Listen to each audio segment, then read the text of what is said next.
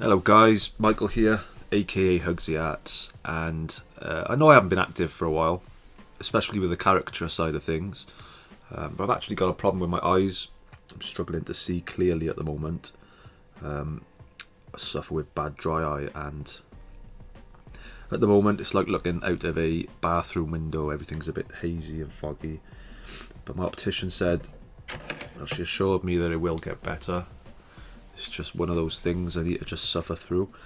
So for this, I want to do some short videos on caricature, which I think is what most people follow me for on this page.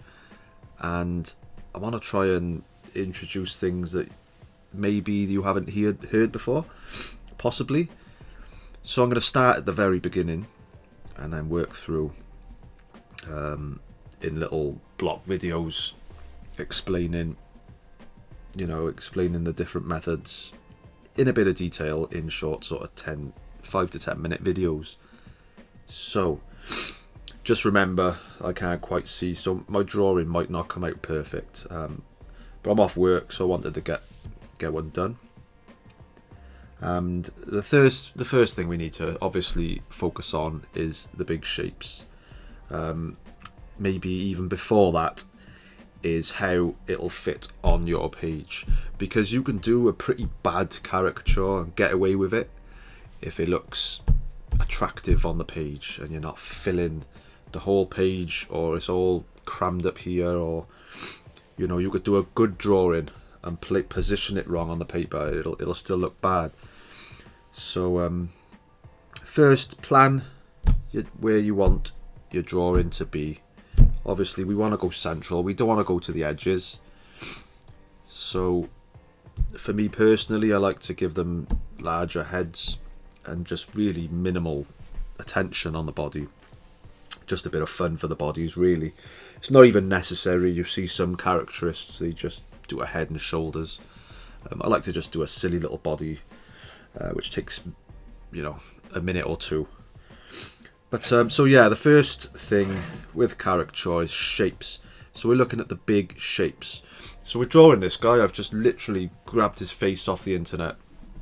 Don't know him, but he's shared his picture to a edit photo page. So I'll sort of grab that. He's sort of, in my eyes, given permission to do what we want. So the big shape. So the big shape mainly is the shape of his head. Now we can see from this guy is kind of a long oval type shape. We can all see that.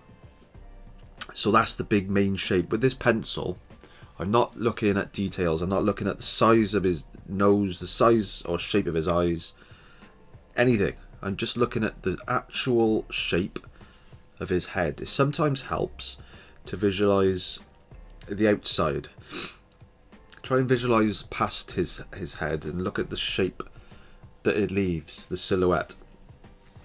So if I was going to just sort of say, right, I want that to be the top of his head, and I want this to be the bottom of his head, and then it gives me a little bit of room down here to put a little body in, and I'm staying within my my border, my little invisible border which I've given myself.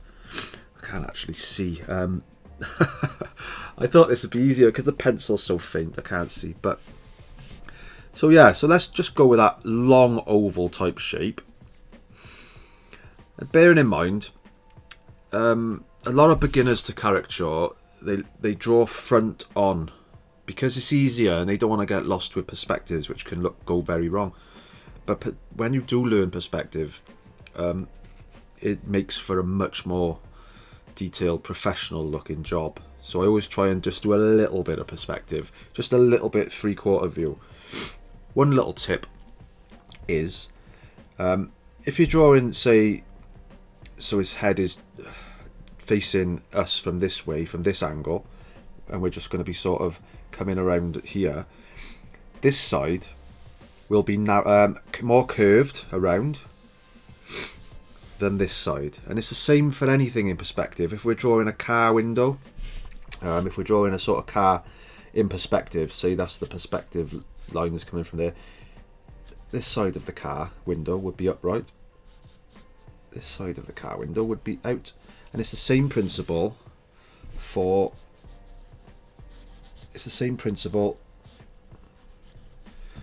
faces.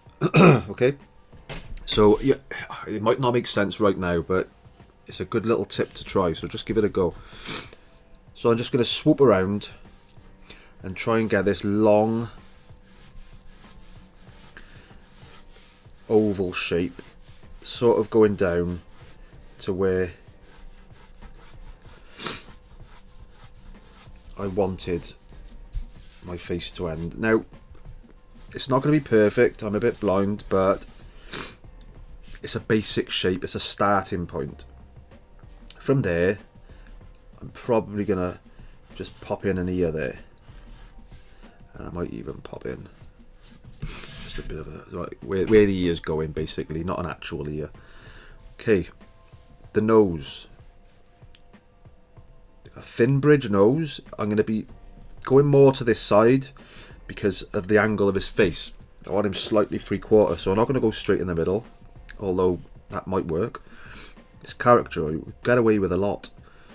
So I'm going to be coming in here, and we're probably going to push the nose a bit crazy, so let's go out there.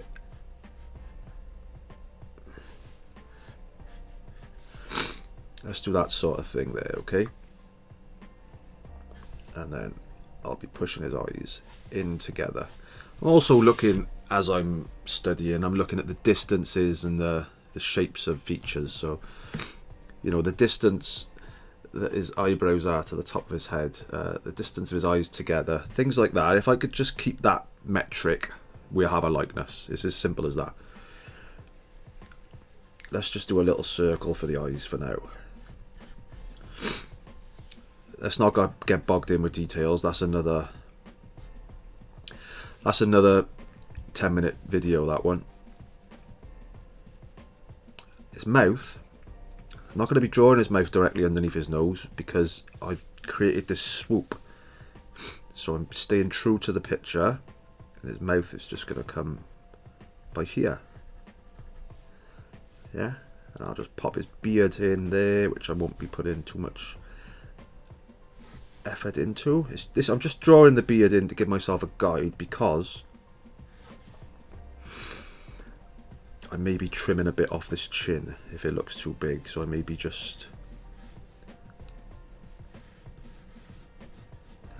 that. Okay, hairline, we could see this bit of a widow's peak there, and then we sort of come round there,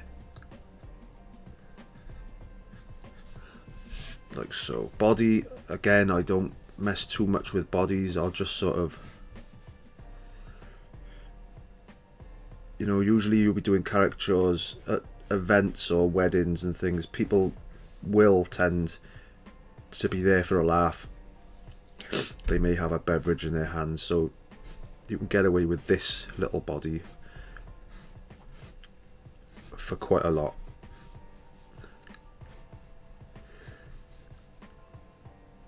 Okay, I'm just gonna give him some crazy legs. Again, you can get away with a lot as long as it's nice on the page. And let's give him another drink over here.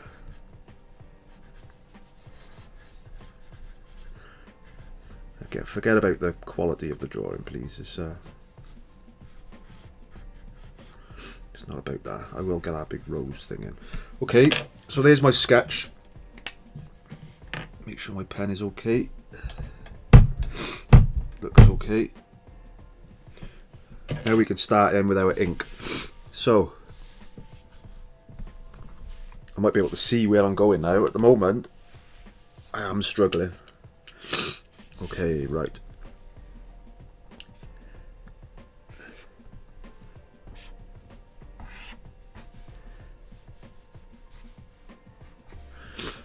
Now with the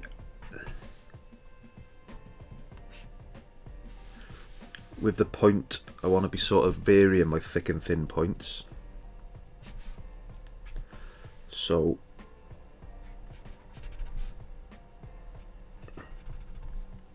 what I like to do is just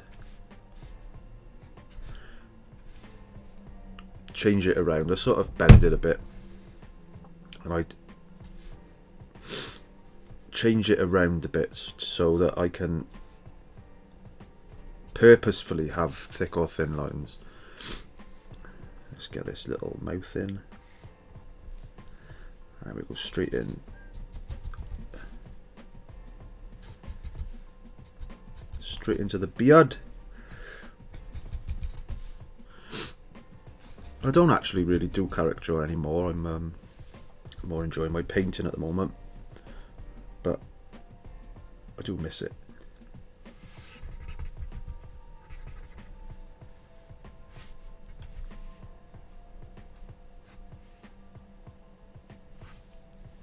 Right, let's get that ear in.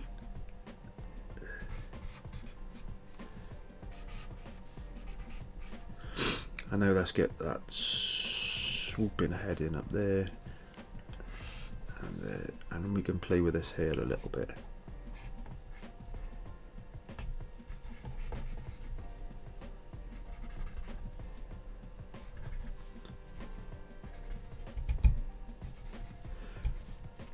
Now, as you can see, you can get away with a lot if you vary your thick and thin lines.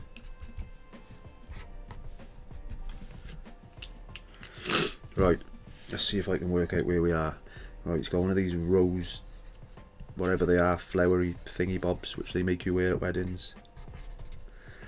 So I'll just put a load of stuff there.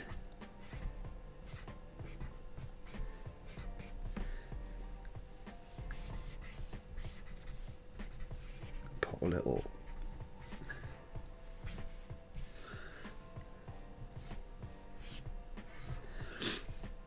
The one thing I will say is, when you are doing your live drawings, is just be confident with your strokes, because it shows through in the final picture.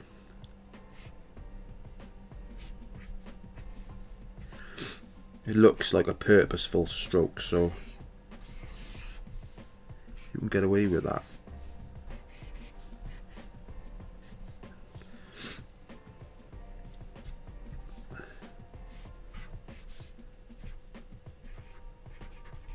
Sorry if it sounds like I'm sniffing as well. It's because my eyes are watering so bad.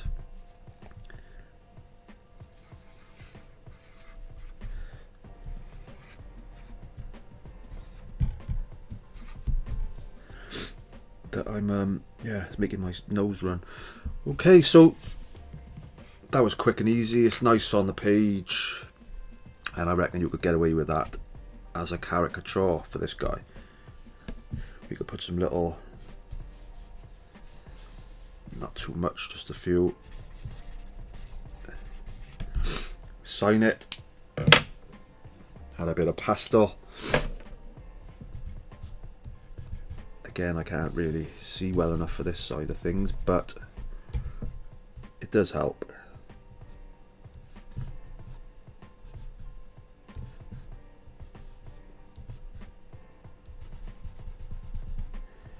A little bit of light shading for the little beard.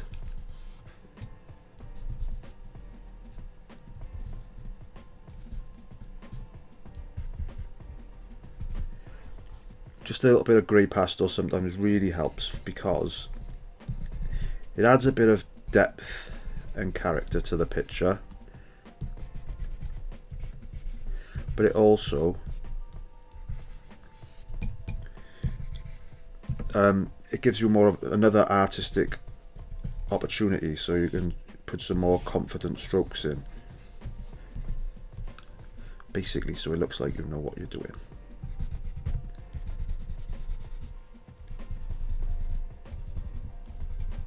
And you can push this as far as you want, but try and not go overboard.